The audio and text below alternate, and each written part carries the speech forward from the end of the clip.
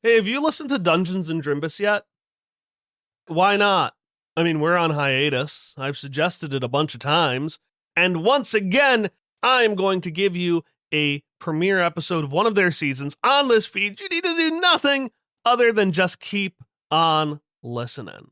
Because you see, the source seas are a dangerous place, but the real danger lurks in those who sail it.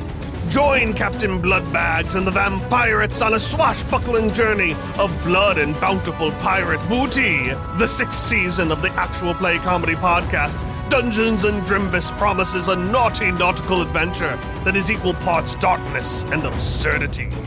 The Vampirates seek fortune, run from their demons, and discover dark secrets as they sail the stormy source seas. All played within the Mischief TTRPG with Vampirism and Sailing expansions. Like all Drimbus seasons, Blood and Booty is a standalone adventure in the Drimbus universe with full immersive sound design, big action scenes, and even bigger personalities. The cast of professional actors bring their comedy A-game, plenty of heart, and only occasional outrage at the horrors inflicted on them.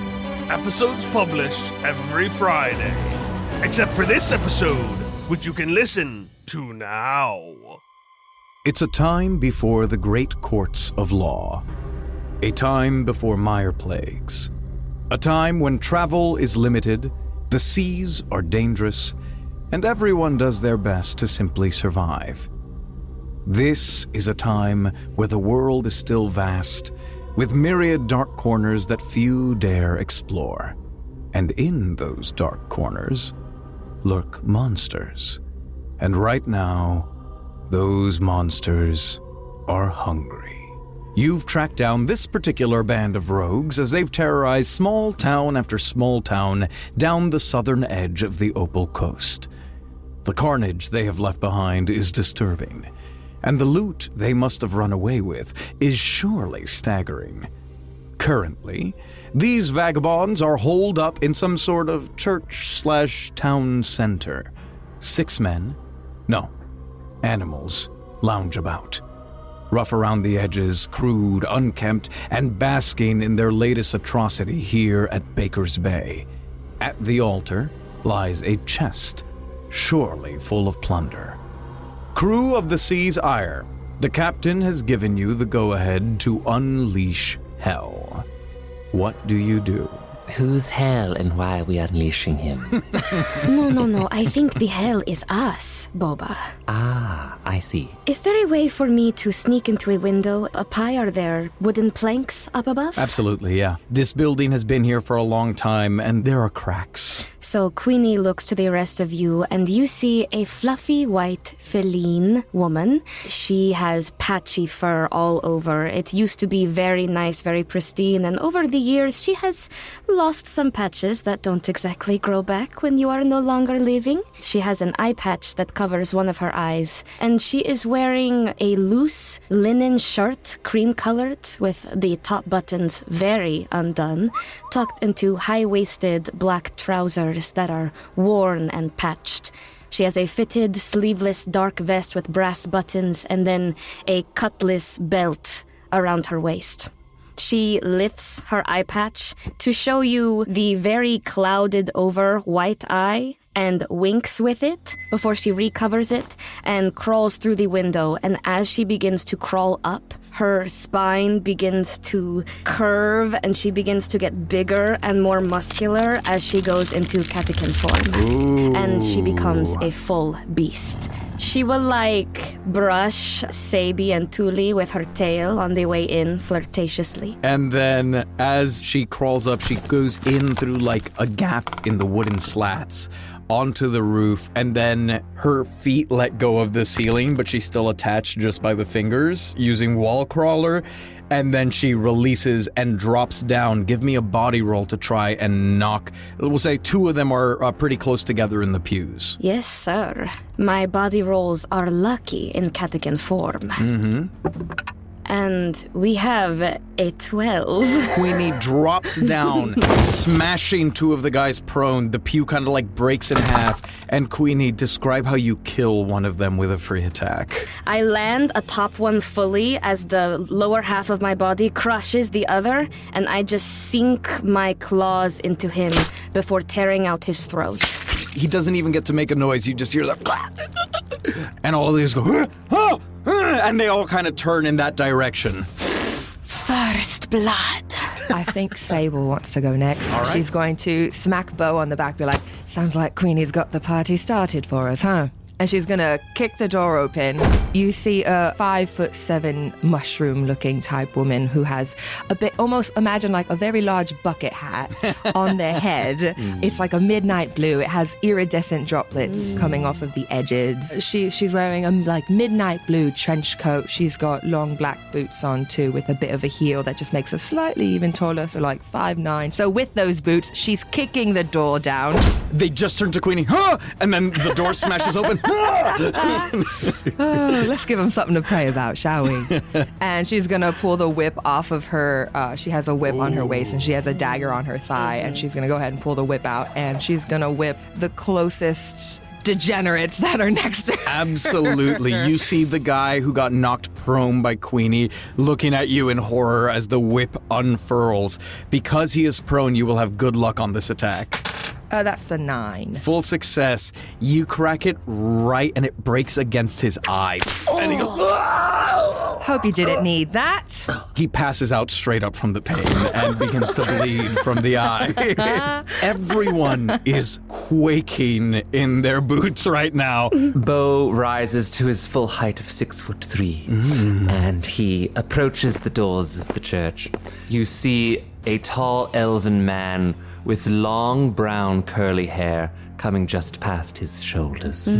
He wears a pristine white long sleeve billowing pirate blouse. Yes. Atop that is a crimson red leather waistcoat. And he is also wearing these leather chap pants to match. He enters the church, arms extended, T-poses and says, all of you set sail for adventure. You could leave now, but that would be too easy. And he reaches back, pulls out his 2 daggers, he spins them around in his hands and goes, dinner time is served. And lunges forward at the nearest living being. The nearest ruffian is about halfway up the aisle towards the altar, so we see you lunge and go ahead and roll that attack, please. I'll be using the multi-attack when wielding 2 one-handed weapons. Attack twice. Ooh, natural 12 for the first roll. Let's go. Oof. And then a natural 1 for the other. We see Bo lunge forward in a blur of dark brown and ivory skin and this fanciful dress ruffling about. And while the crew is looking towards the door, still looking at Sable, one of the other ruffians just suddenly has the dagger in their sternum. Easy now. You draw the dagger up through, cracking the rib cage, and he collapses onto the ground. However, his partner, who was near him but on the other side of the aisle, comes up with his own dagger and drives it into your shoulder. But because of that crit, you manage to turn around and slice his throat with the dagger that you pull out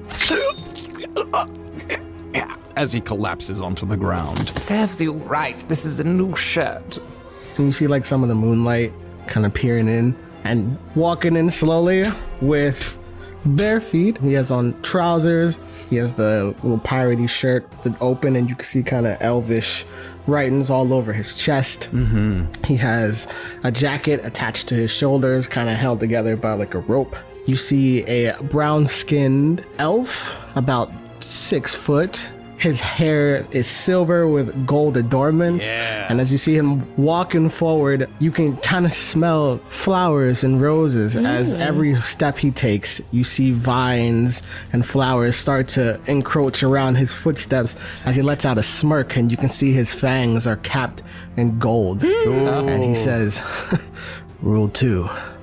Let no foul deed go unpunished.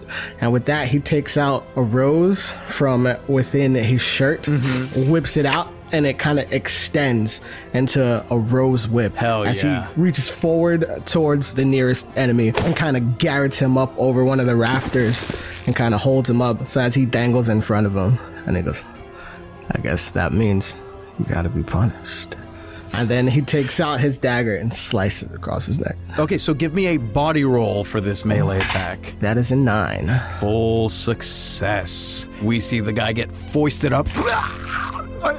And then the dagger slices across his throat, and you hear the blood dripping out onto the ground. Between all of you, you have killed 5 of the 6 ruffians. As the blood spills out, you suddenly hear the church doors slam shut. The last remaining measly man suddenly gags. His face instantly goes red, and his head stretches up as if trying to escape the grasp of his own neck. Inch by inch, you see him begin to float up, off of the ground, and into the air. He claws at an invisible force around his throat as you see veins begin to burst beneath the skin, spilling that sweet crimson elixir.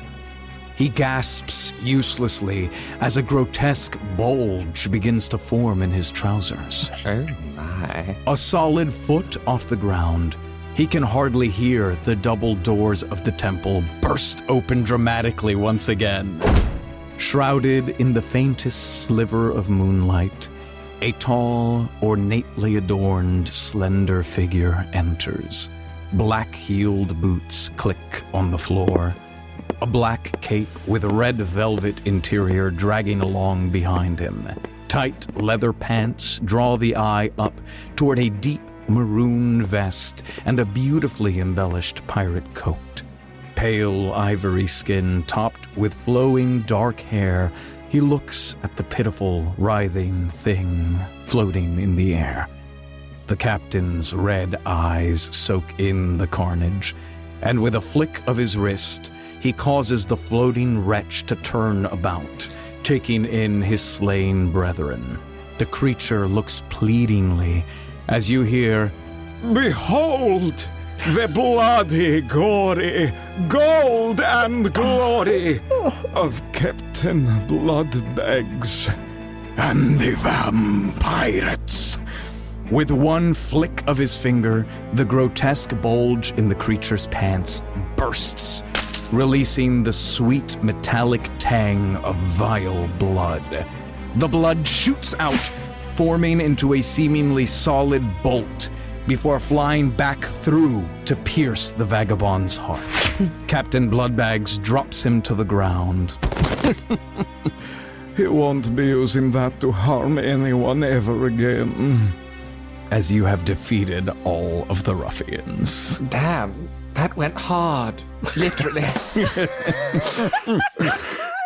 He chuckles and trails like one long, pale finger with like a nice long fingernail across your shoulders. Bo shivers just a little bit. Queenie will circle him, and with still, even in this form, a very nice fluffy white tail, will just brush her tail across the captain's chest lovingly. He puts a hand to his heart as it touches your tail and it like slips through. He looks to Tulier and goes, "I liked your style on that one." I could say the same for you. Thank you. Always the showman. And Sable, incredibly deadly as always. Thank you, Captain. And Sable just like bows her head. Let's have a look here.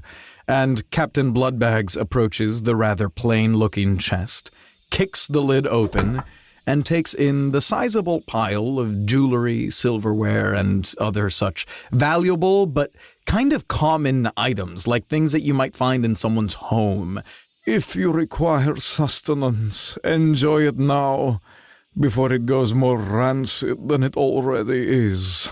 Queenie takes that as permission and begins going around to everyone's kills to try to sneak some extra blood before she is swatted away.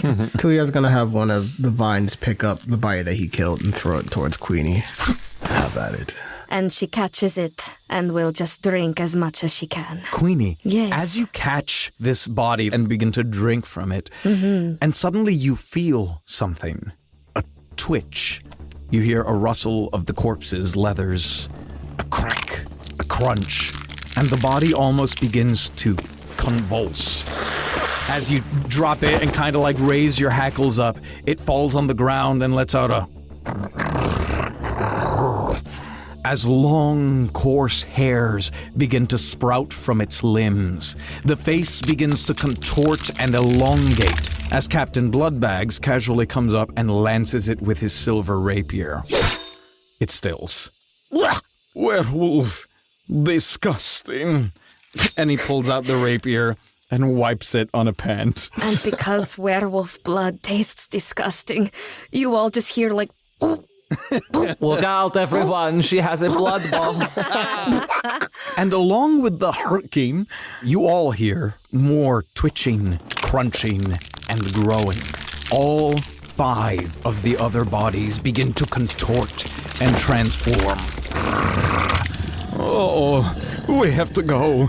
Captain Bloodbags dashes for the treasure chests as the werewolves begin to lift themselves up off the ground, beginning to amass in the aisle near the open doors. As you realize from the open doors, the light of the full moon streams in. What do you do? Captain Bloodbags immediately grabs the chest in one hand as if it weighs nothing, and with the other hand leaps onto the wall of the church and begins to climb up to the rafters. Queenie will do her best to try to close those doors as fast as she can. Since they are all blocking your way and they are actively trying to catch you guys, I'm going to say please give me a body roll to get past them. Okay, that is an 11. Full success, you barrel through them, get to the doors and slam them shut. Yes. You all see Captain Bloodbags moving like a tripod along the ceiling as he makes it about almost to the door. I think Sable's gonna follow after the captain, and she would like to use her whip to kind of like pull her up towards the rafters. Ooh. Give me a body roll to try and pull that off. That's a fucking 10. Hell yeah. Sable wraps the whip around the rafter like Indiana Jones and swings over the pit of werewolves. I imagine it like unwinds and you're kind of doing a twirl in the air, but it's the end of your turn, so you're still in the air. Just buffering right there, yes. Yeah, just loading. And the werewolves are reaching up, trying to claw at you, but you are just out of reach. Queenie, 2 of them are converging on you since you are at the door, so you are most in the midst of everyone. Understood? Those are 2 crits. Oh no. Wait. Can I cast Ward on Queenie? Give me a will roll. Alright, that's a nat 12. Ooh. So Queenie, you feel this first werewolf slash into your back. It tears through that tattered wing and like the claw digs into your flesh instead of across it. That makes you hiss and you begin to transform back into your regular feline vampire form. The catacomb form blocks one, you take 1 wound. Okay. And then as the other one goes to claw right at your face, going for your good eye, you see this semi-translucent barrier pop up in front of you in the shape of 1 large spectral thorned vine. And the werewolf's claw bounces right off it, saving you from going down. On a critical success, it damages the attacker. Oh, hell yeah. You see 2 damage gets redirected to that werewolf as the claw gets stuck and you see that spectral thorn pierce through its paw. As it takes that damage, and Queenie, you see he is wide open for an attack. First, Queenie will blow a kiss at Tulier for the help, and then she, being back in her regular form, will pull out her short sword to make a quick retaliation attack with riposte. Go for it. That is a 9. Full success as you slash at it. The cutlass actually gets caught in its big, beefy werewolf shoulder. You see this dark blood begin to spill out. It is not dead, but it looks on the verge of it. Bleed, you bastard! Tulia's gonna snap his fingers, and 2 giant, like, mutated Venus flytraps with, like, teeth and everything come out, and they chop down on 2 of the werewolves to try to trap them. So I use my Swarmer ability. Hell yeah, roll will. Unnatural 12. Ooh, this temple is in a bit of disrepair. There are some cracks in like the tiled floor, and you see these small little, they look like weeds, begin to grow out, but they grow very long and then begin to grow thicker, almost cracking the ground more as these Venus flytraps sprout rapidly and each restrain one of the werewolves, and then like once it has it in its maws, it slams them up against the walls of the temple, and more leaves begin to grow out, almost enwrapping them like in a spider's web, so that they are stuck there. The way forward is much, much clearer. So Bo will turn to the nearest werewolf and will look it in the eye and will say, "You're getting quite sleepy, you know. You've worked so hard all day pillaging villages and doing dastardly deeds. You're desperate for a little bit of sleep, aren't you? You just want to rest your head. That's what you want to do right now." As I attempt to mesmerize it. Please roll will. That's a 7. Mixed success. You begin to focus on the werewolf closest to you, kind of alone. A lot of them had buddied up. This one was on his own. You begin to hypnotize him. He goes...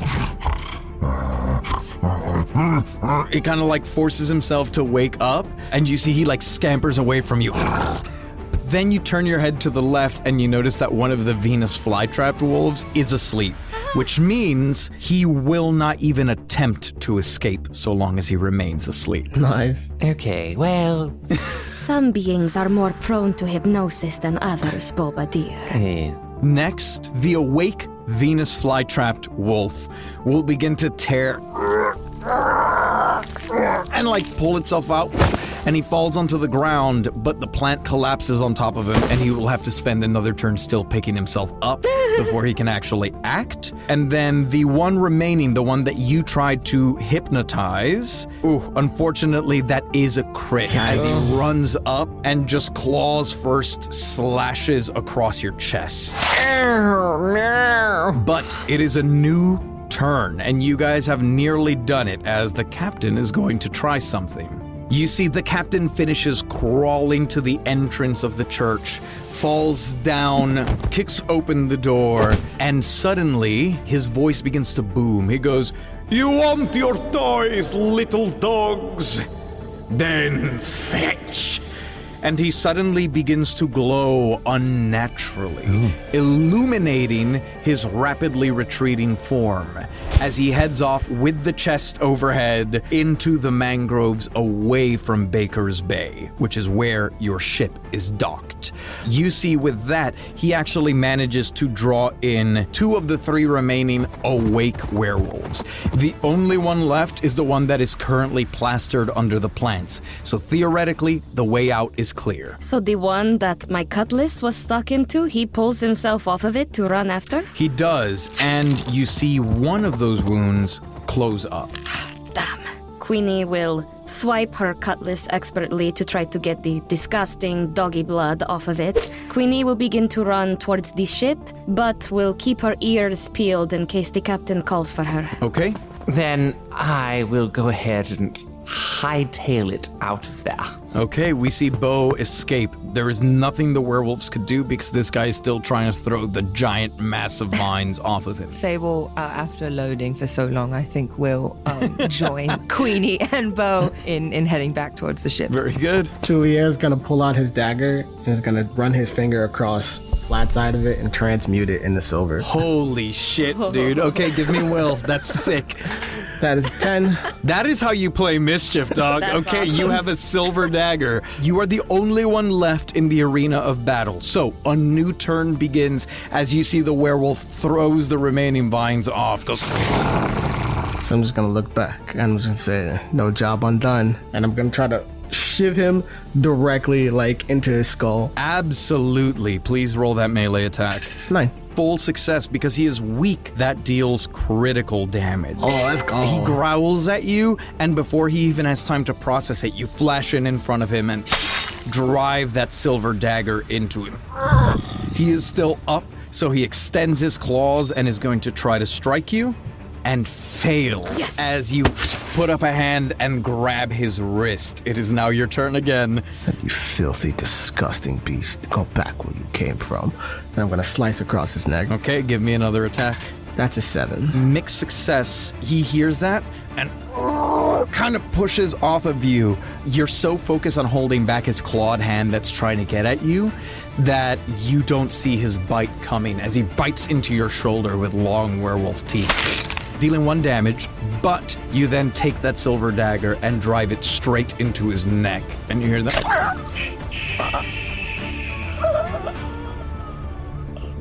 You pull the dagger out, and he flops onto the floor, the last werewolf sleeping soundly in the Venus flytrap. I'm going to flick the blood off of blade. It's like disgusting. And I'm going to resheath it, and I'm just going to walk back out the church. Absolutely. You walk out to see the last of the wolves trailing into the mangrove forest. You can't see Captain Bloodbags, but you know there's a glow from within the trees, and off to your left you see the rest of your party retreating, presumably towards the ship. All right, I'm going to look up to the moon, take a big breath of air, and to take a nice little straw, I'm going to just like whistle while walking down the street. Hell yeah. Now, the other 3 of you are pretty close in line running towards the ship. Queenie, you'll see this first, but all 3 of you see it, and Tulier, you will see it not long after. As you near the pillaged village of Baker's Bay, you hear that eerie stillness, the sound of the absence of life. Now within line of sight is your ship, the Sea's Ire, and you think you can make out Lockley Vane, the crew's human familiar, pacing aboard the deck. However, you then hear a piercing scream from somewhere in the village. Wait. Followed by 2 low, echoing roars. Fuck me. There are more deeds to be punished.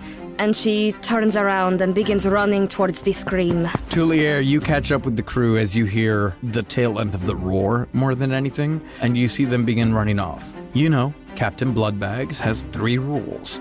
Number 2, sings in your head. Let no foul deed go unpunished. But also remember number 3. I'm going to grab my whip and I'm going to wrap it around Queenie and go, Rule 3. Do not die. There is work to be done. Remember, dear, we are pirates. These people are none of our concern.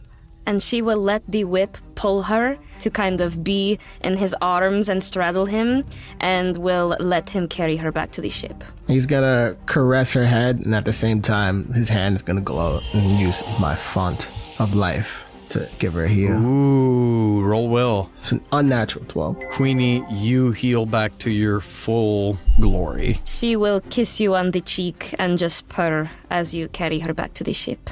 Oh. We will continue. You all head over. I guess Tulier, you kind of signal to Lockley aboard the ship, and you see him begin to steer in your direction. You guys hear the screams and the low roars, much heavier, much bigger than the yelps out of the werewolves in the cathedral. It's a bit painful to listen to, but you do have 2 rules in conflict. Eventually, you see Lockley show up, and he goes, "Hey guys! Hey! Climb aboard!" Lockley, darling. He kicks over the rope ladder and brings the ship as close to the shore as he can, because as you guys remember very clearly, running water does harm you as vampires. And you even see the ship almost floats out of the water more than it should so that it can get closer. Right. As you guys come aboard, you see Lockley like waiting at the rope. You guys are incredibly strong. You do not need help, but he always stands there and like grabs you and helps pull you aboard. As he pulls you up, Sable, he starts talking to you so that as he pulls up Bo, he's not looking at him, but he does still pull you up.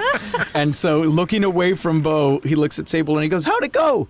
Well, we made it back in one piece, more or less, so I would say it was pretty successful. Where's Captain Bloodbags? Speaking of which, I need you to send up a signal flare. Oh, yeah, yeah, sure, what's wrong? And you see, like, he's talking to you guys, like, looking at you, but he runs to, like, a barrel and starts, like, digging through things. You see, he tosses out, like, salted fish and shit, and he's like, yeah, here it is. Puts everything back in the barrel and goes, "Now?" Yes, now. Okay. He lights the flare and begins waving it. Is everything okay? What's going on? It's fine. We're just telling Captain to come back. Okay. It was bad doggy blood, Lockley. I will need some blood this night, if you please. Okay. Let's get the captain first. And you see he runs over to the wheel and begins trying to... He goes, I saw a glowing thing. Was that him? Yes. Probably. And you guys begin to navigate in the direction of the mangrove forest. Lockley kind of waving. Honestly, he's kind of doing everything. He's like trying to navigate. He's waving the flare. He's adjusting the sails. Queenie will see this and will kiss Thule once more before hopping off and getting on the net to be a lookout. And as you hop on board, it's not very hard for you to spot Captain Bloodbags. You navigate towards him. It's a little bit slow. And you see he's kind of running around, like zigzagging through the mangroves. And as you guys get closer, you realize that he has seen you because you see that light just kind of beelining, coming a lot closer. You hear that... like coming out of the mangrove forest. But as you near, suddenly you see the sails pick up. But the wind does not justify how much the sails are billowing. As they come closer and faster, you see Captain Bloodbags running out of the mangroves. He's kind of like jumping off the trees like Mario style, because as you get closer to the water, there's less and less like silt and dirt and sand. And then you see him like in slow motion, Sable style, leaps out of the forest. And Queenie will hold out her hand to catch him from the net. He is way too far. Fair enough. He is not going to make the ship. And then you see him teleport, basically, like in a puff, in a blur, just much closer to the ship. And he actually appears behind you, Queenie, grabs you by the waist. Oh, you spin around. my goodness. Oh, very good. Let's go. And as he stands on the center deck, you see the ropes suddenly start to begin to move of their own accord. The sail tilts, and you guys begin to sail out of the bay. Being in his arms, Queenie goes, "Be still my heart, were it still beating." Control yourself, cat. And he kind of lets you go.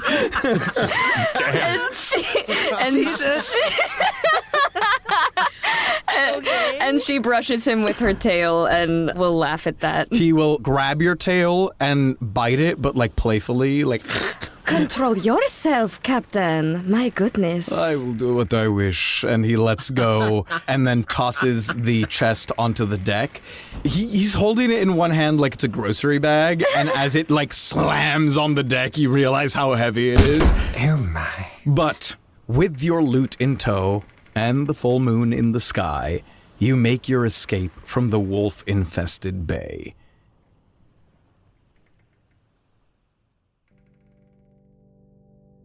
To my beloved patrons, it is I, Captain Bloodbags, writing to you fresh off our conquest at Baker's Bay. Our foes proved more challenging than I expected, but rest assured, all is going to plan. The Vampirates and I are on course, but the seas can be a dark and lonely place. The Vampirates and I... we do what we can to entertain ourselves, but sometimes I long for something extra, something bonus. A glimpse behind the scenes of my favorite podcast. Perhaps with After the Drimbus, the After the Show by the creators of my favorite podcast, Dungeons and Drimbus, that gives you a glimpse into the making of the show after every session. I have no reception out at sea, but I imagine if I could listen to this most divine treasure, it would sound something like this. For the listeners at home, I didn't tell anyone what the captain's name was because I settled on Captain Bloodbags, and I was like, I might get some laughs, so I need to keep it a secret until he shows And up. now I just need So to good. think of a cute nickname, because I had a nickname for everybody, but I didn't know the captain's name, but also just calling him Captain fits too. Yeah. To be fair, he was holding that captain name, and I'm thinking like we're gonna walk and it's gonna be like Davy Jones, or be like a callback to another Drimbus season. Yeah. Malachi, like. I like he's gonna start selling fucking CDs. I don't know. Part of me was like, Mixtapes. maybe. I don't know. You never know. Maybe. Yeah. Oh, for the listeners, this is the opening narration, but yeah, this is as far as like the fantasy timeline of the Drimbus world goes, this is now the earliest in the timeline. So we are a couple thousand years before Deliverance. Hear that, Bridge? Bridge. But these are foolish fancies of mine. Perhaps if such a wondrous show did exist, you could find it at patreon.com/Drimbus, where you could listen to hours upon hours of bonus content, get access to exclusive patron merch, and perhaps even have a little bit of Discord with all my wonderful, beloved patrons. Jerry Benetatos, Queso Loco, Greta Anbinier, Alex Gapes My Ass, Ace Andrews, Regina Russell, Sam Olivos, Jordan Cobb, The Unnamed Rogue, NB Star, Doubtful Guest, Michael Richters, Davis Walden, Denny Dudrop, Mick Mouse, Kelly Wolf, Brandon M. Bishop, Bridge, Twiglets, Joanna, Stan Sitzman, Scrambles the Death Dealer, Erin Adams, Nathan Mesnard, Rue Thanatos, Melissa Rain, Sensational, Butts Plenty, Normally Me, Dan Kolhoff, Loon, Faust, the Heavenly Demonic Monster, David Carlton, Tracy Baby, Elastic Band, Hudegang Ship, Luke Vermin, MV Car, Vico Cocorico, Mary Wig, Alyssa Baron, Jan, Scottish Alpaca, Kiara Bouye, Wayward Scientist, Chibs 1012, Kyle D, Shane Coffey, Donny Doster, Connor Canfield, Marco Moraes, Shadow Wolf, Tabitha, and Cardboard. Until next time, my beloved patrons. Your ship is a sloop, large for a sloop, but still modestly sized. Her maneuverability is absolutely unmatched, though, and she speeds away faster than the night's breeze should allow. The sea's ire is Captain Bloodbags' coffin. Oh, wow. That's a big-ass coffin. It's not shaped like a coffin, but basically each of you have a coffin in the hold where you guys rest. Yeah. He does not have one. The ship is his coffin. So when he's on the ship with his dirt, he heals and rests in just the regular captain's quarters. Also, he can pilot any one station of the ship from anywhere. That's cool. All of you remain alert for the first hour or so, ensuring nothing goes awry, ensuring no one is following you, as the sea's ire quickly leaves the opal coast on the horizon. It is pure midnight now, and the sea is calm. As the captain gets to work in his quarters, and you all begin to go about your business, where do we find each of you? Queenie just slinks towards where Tuli is and will say, Tuli, will you play me a song, please? Okay. Well, Tuli kind of likes to hang out in his area, which is kind of like a little grove full of like plants, and he likes to sit on like a giant like leaf that extends out almost like a little hammock. And he'll sit up there and he'll fashion a violin out of just like vines and some strings together. And he'll slowly play his violin into the moonlight. And she will just lay against him as he plays.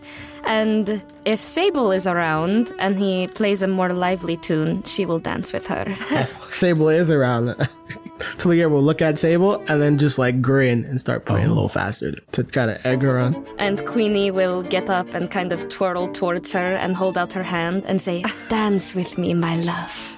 And you've got Sable sitting on the deck writing in a journal. She just like looks up at you And then she looks back down and she continues writing. And then Queenie will just dance around her and put her tail like on the book and brush her pen much like an actual cat would. And like and just continue kind of playfully messing with her until she gives her attention. Insatiable, are you? Yes, it is true.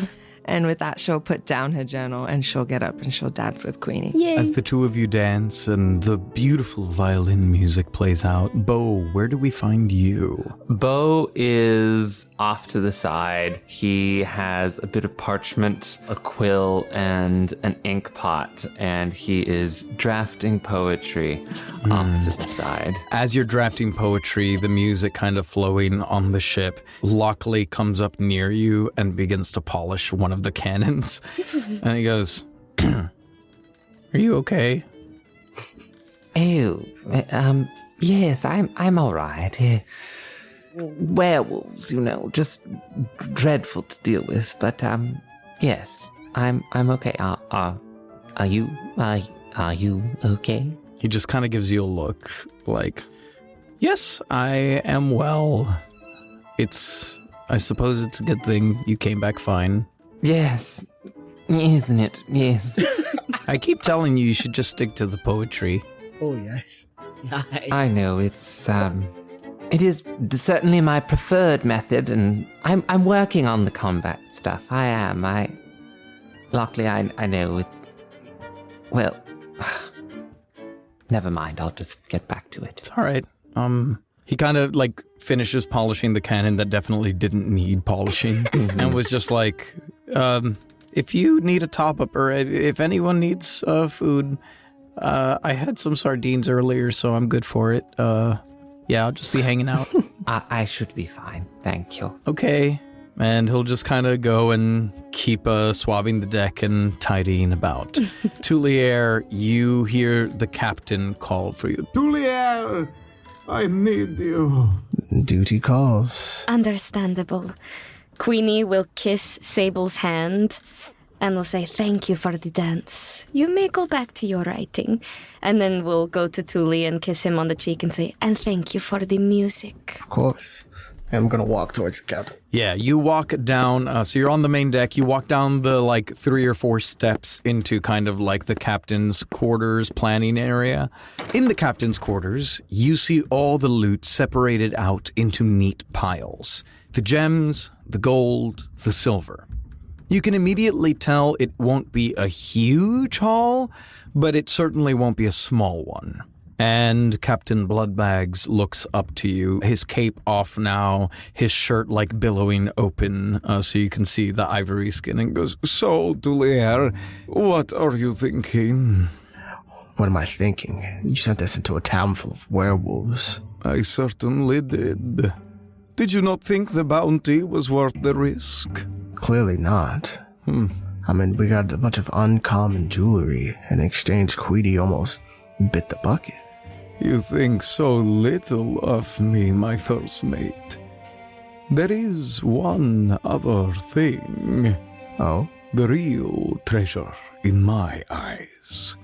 He pulls out a parchment and spreads it out on his now cramped desk. It's a map. Wow. I had my suspicions based on some of the counsel you gave me after our last take. They weren't just pillaging at random. Those bastards had a bigger prize in mind. And now, we've stolen the prize from right under their filthy wet noses. Well. He shows you the map and says, "The You hear Lockley screaming from on deck, and the captain blurs away instantly to check on the crew. The map folded up. This is irrelevant without the captain here. I'm just going to follow the captain. Okay. Up on the deck, we see the sea's ire sailing with ease. Until Lockley suddenly collapses onto the deck, seemingly tackled. He writhes about as he struggles with a fish? It's a dazzling gray fish with vibrant, almost glowing streaks of blue and green between its scales. Get it off! Get it off! Only, that's no ordinary fish. That is a baby blink shark. Oh. The captain appears on deck as suddenly other sharks blink on or across the deck. Oh, shit. Tulier, as you follow the captain onto the deck, he's a fair bit faster than you. He's way faster. You go up the stairs and woof, a blink shark suddenly blinks right in front of you. Now I want to ward that. Okay, go ahead and roll, Will. 10. Full success. You see it come flying right at your face, and you lift up your arms, and then that thorny vine appears again. It bites the thorn, and then just kind of flops onto the deck. What the hell is going on here? Blink sharks! Everyone to your stations! The captain again vanishes and appears in front of the wheel. Queenie will be on the lookout, but first, she would like to try using her expertise in fencing to help Lockley by slicing the fish swiftly into a way that it can be prepared for a meal for him. Okay, give me that attack. Okay. Okay. I crit fail. Oh no. You go to strike at the baby blink shark on Lockley, and one of them blinks around your head. Like a hat, almost. What the fuck? It's dark in here. I can't see. You are going to take damage from that. Okay. Oh no. Sable, watching what happened, wants to try and just use her whip to wrap around the blink shark that's now on Queenie. I'm sorry. On Queenie, I am in the blink shark. Okay. Cool. Yes. Sable wants to use her whip to try and get Queenie out of the blink shark. Okay, go ahead and use that. Ooh, another 10. You wrap it around the tail and pull it off. You see some of the teeth leave scrape marks on Queenie's forehead, but as you slam it against the deck, it stills as you hear its vertebra crack. Nice. Queenie looks to Sable, and now she has just these teeth marks on her forehead that are oozing coagulated dead blood, and she's like, "Is it bad?" No, you look great. Oh, thank you. You now see the one blink shark that Lockley is still wrestling. Oh, right. The dead blink shark on the deck. The blink shark that tried to attack Tulier also on the deck. And then on either side of the ship. So on the left side, you see 3 blink sharks, almost dolphin swimming along the side of the ship, and 2 on the right side. As one of the ones from the left side is going to... On one of its leaps, it smells the blood that's been drawn from Queenie. Oh, no. Its eyes kind of roll over and is going to try and blink at you again. God damn it. It disappears, and then it blinks with a crit. Am I in its head again? It latches onto your face What the fuck? and deals 2 damage. Oh no. Queenie's down to a fucking shark. A baby one at that. You see Queenie collapse on the deck. Sable, can you carry me to bed? Oh no. She collapses, and you see the captain is very displeased with this. And as he stands in front of the wheel, he turns a foot, and the cannon on the left side turns to take aim. With a crit, the cannonballs fire of their own accord, one of them obliterating the 2 remaining baby blink sharks on the left side of the ship. And then how many were on the right? There are now 2 on the right and none on the left, 3 on deck. Okay. So Bo is going to rush over to the cannon on the right, aka starboard side of the ship, and is going to attempt to fire off the cannon. Give me a mind roll, please. Remember rule number 3, Queenie. Rule number 3. She can't hear you, but if she could, she would call you a bastard because she's in pain, boba. That is an 8. A mixed success. You aim and managed to obliterate one of the blink sharks that jumped out of the water and got right in front of the cannon. Oh, good. However, the other blink shark disappears. Damn. And appears next to you as if it was going to bite you, but instead just flops onto the ground. Oh, you silly silly thing, you don't startle me that way. Queenie, please give me a death roll. Oh, Yes, sir. damn it. That is a natural 12. Queenie, erase one wound as that taunting pushes you up. And you see the captain had been like eyes down, Peter Capaldi angry attack eyebrows, like staring at the sharks, and was like giving you the side eye. And as you pick yourself up, you see a small smirk appear on his face. And Bo, you cannot hear her because again, she still has the shark on her face, but you just hear from within the shark.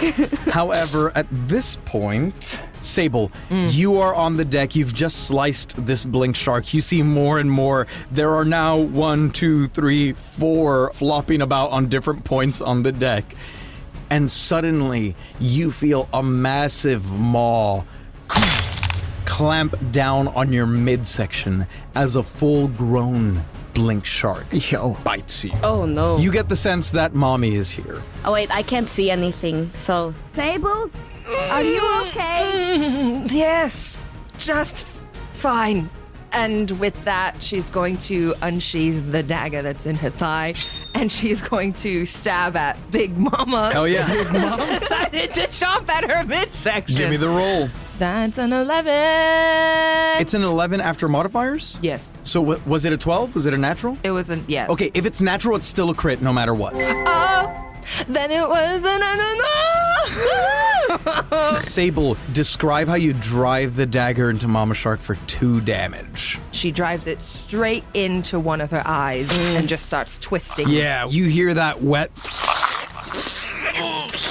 as it twists into the eye, and this rich, bluish, like speckled with green blood begins to pour out of it.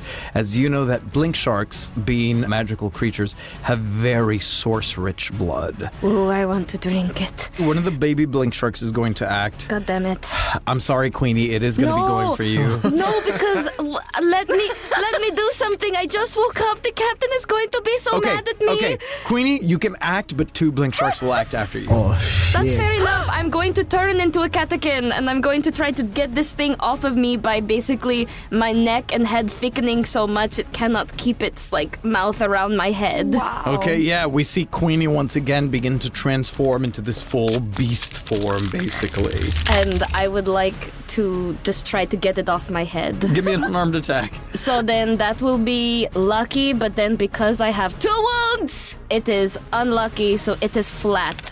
Hey, that is a 10. Full success as you tear this baby blink shark apart. You rip it open into 2 halves like a perfect anatomical diagram. You stick those claws into its giant jaws and just tear it in 2. It flops onto the deck. There are now 3 baby blink sharks still on board, 1 big full-grown blink shark. 2 of the babies are going to act. Okay. And because of Feeding Frenzy, they will have luck on damaged creatures. Oh no. First one is a 9, full success, Queenie. It goes for your throat. But I have natural armor now, so it's little baby shark teeth can't pierce my skin. So it gets blocked, and then... And I have riposte. Okay, go ahead. Hey. 7. You slice what remains of the small blink shark, but as it collapses under the weight, its teeth like sink in and drag across you, dealing 1 damage. And Sable with Big Mama Shark in your back, and you're so excited that Queenie is up again, and so was Queenie, and Queenie's in her catechin form, which is usually really tough. The baby shark's teeth just drag down her chest, and as the coagulated blood come out, because she's not as smart in this form, you just hear a very, like, unintelligent, just like, fuck, in beastly voice as she collapses again. The captain will be so mad at me. Queenie's down bad. His eyebrows furrow again. Sable, however, since Mama Shark has drawn some blood out of you, one of the other baby sharks is going to go for you.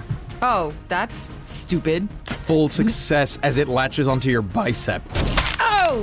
Oh, delicious. I really hope you enjoy that. Well, after being chomped on the midsection, chomped on the bicep, these are going to look really sick. She's going to pull out her dagger real quick and just lick off the whatever blood is from Big Mama. Yeah, it tingles on your tongue. Fantastic. Sable wants to, like, at least for the one that's on her bicep, smack it against one of the masts. Okay, so improvised attack then. All right, that's a 6. Mixed success. So I'm going to say that you take the small shark that is bit onto your bicep.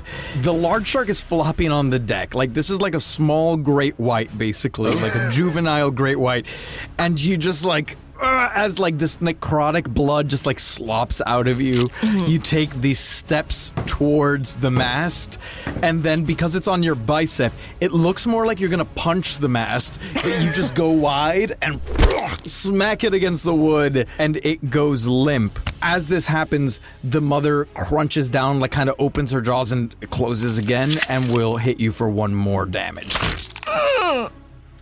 Oh, thank you so much, Mommy. Thank you. At this point, Captain Bloodbags is very displeased. Without touching the wheel, it begins to turn suddenly, very sharply. And the deck begins to kind of go sideways almost, as he is going to attempt to force these blink sharks off of the deck. I like that. That is a critical success as play. The blink shark actually hits the mast, its jaws open, she falls off of you, Sable, and the baby kind of tries to blink to stay on the ship, but then the ship levels out and it blinks too far and goes off the left side into the water. Man your stations, we've killed enough! I'm going to attempt to cast an illusion in the water to appear like a giant shadow of what could possibly be a kraken or some kind of sea monster to try to scare them away from the ship. This is going to be a big illusion, so you're going to have to make it with bad luck, but I'll allow it. All my spells are good luck, so I guess this is natural. Yep. Let's go an 11 plus 2, 13. Critical success. I'm also going to give it like a sound. Ooh. You see the captain like picks up speed. Luckily, now that the blink shark is off of him, is manning the sails to help catch the wind as the captain steers. You all begin to speed away from the blink sharks. You see them still giving chase. And then all of a sudden, it's night, so the water's already dark, but the moonlight kind of gives it this beautiful, like deep, vibrant blue color. And all of a sudden, you see this just absolute abyss stretch out from the ship, like a shadow growing, and you hear a...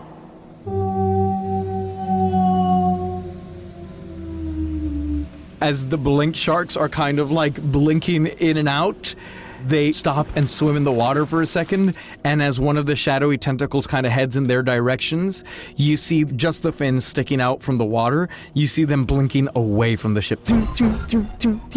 Out into more open, clear waters as you successfully evade the blink sharks with 3 valuable baby blink shark carcasses on board. Yes. Queenie, please give me a death roll. Yes, sir. That is a 10. You are stable. Oh my goodness. And no trauma. You are just kind of out of it on the deck, unconscious. And you see Lockley runs over to you and he goes, Queenie, here. And he like puts his forearm onto your mouth and kind of like helps you bite. And she had reverted back into regular Queenie form when she went unconscious. And as she wakes up, you see she just like grabs his arm and kind of begins taking like way too much. Like Sable sees her like very much like a cat as Lockley tries to take his arm away. She's like facing the opposite direction so that he like cannot. That's what? You see him going like a little bit pale. All right. I'm going to use Swarmer to pick Queenie up. You pick her up by like the scruff of her neck and she's like pawing at him, like trying to get more. And then she sees the blue glistening blood of the baby blink shark and she's like, wait, I want some of that one. Yes, have your fill, and be sure to preserve the carcasses. They will fetch a nice price at our next port of call. And Queenie is kind of evading the captain's eye because she is rather embarrassed that she went down twice. You came dangerously close there, Cat. Yes, Captain. There is work to be done, yes? Yes, Captain. Very good. You see Lockley quickly gets to like helping you guys butcher the blink sharks and like preparing the fillets, trying to preserve whatever blood doesn't get drunk up.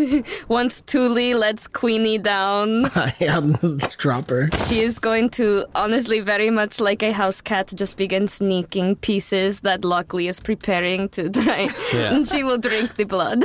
And as all of you set about your work and the ship continues sailing, Captain Bloodbags calls out, "Attention, everyone! Your first mate and I have wondrous news." And he kind of takes center stage on the deck and goes, "Your hard work today has paid off. We've amassed a nice little hoard of treasure. But that is not all." He pulls a parchment from within his coat and unfurls it, revealing a map. "I suspected those rogue wolves were after a bigger score, and they certainly were. If our research is to be believed, we have our next course. Captain Bloodbags and the Vampirates will be plundering the unholy grail."